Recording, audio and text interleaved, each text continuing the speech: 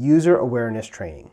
Users are our biggest threat to our networks, but they're the whole reason we have networks in the first place, right? So we have to make sure we train our users on what is and is not acceptable on our networks, because that will help secure our networks more than any other thing.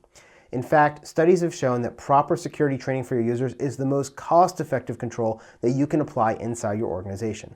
All the firewalls, all the intrusion detection and protection systems, all the antivirus in the world, all those technical controls, they won't do any good if your user is going to open up the door and let the bad guy right in. So you've got to make sure you train your users on what is and is not allowed on your networks.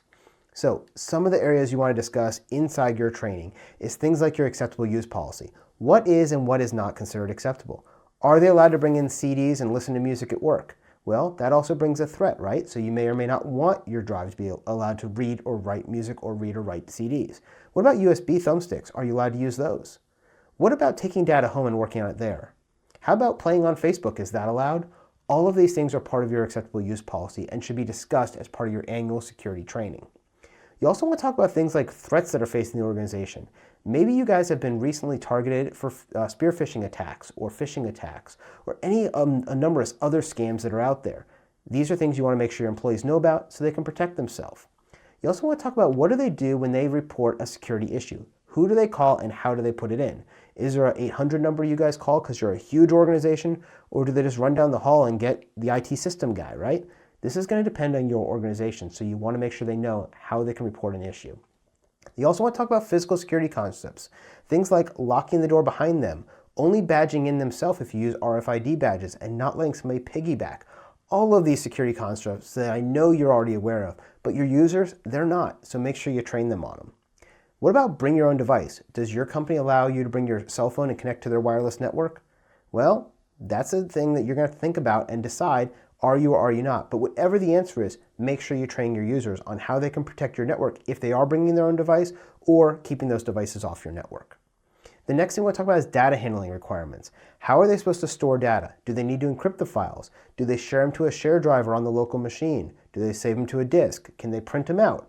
What are your requirements? All of that is information that you need to tell your users. And finally, give them best practices for emails, passwords, remote work, secure web browsing, and all these other things. For example, should their password be uppercase, lowercase, special characters, at least 14 characters? That's a best practice. Tell them to do that, right? Tell them not to use their dog's name or their birthday or any of that kind of stuff, because those are the easy ways to crack things.